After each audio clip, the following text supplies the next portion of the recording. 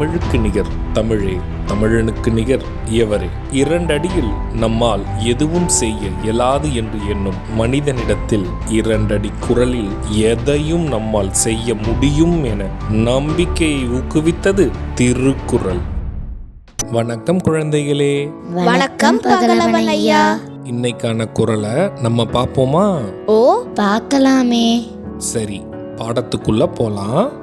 இன்னைக்கான குறள் அதிகாரம் 67 வினை திட்பம். குறள் எண் 665.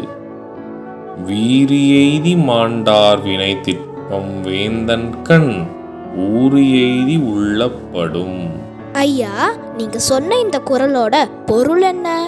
இதுக்கான பொருள், காரியமாற்றும் செயல்திறன் மிக்கவர்களது பெருமையும் தொழில் சிறப்பும் அரசன் கேட்டு மகிழ்ந்து பாராட்டும் அளவுக்கு நலமுடையதாகும். இதுக்கு ஒரு உதாரணம் சொல்லுங்களேன். இதுக்கான உதாரணம், ஒரு காரியத்தை சொல்வதை போலவே செய்து காட்டுபவர்களின் திறமைக்கு கிடைக்கும் புகழ் என்பது நாட்டின் அரசனே பாராட்டுவது போலாகும். நான் சொன்னது உங்களுக்கு புரிஞ்சுதா தீரன், இலக்கியா?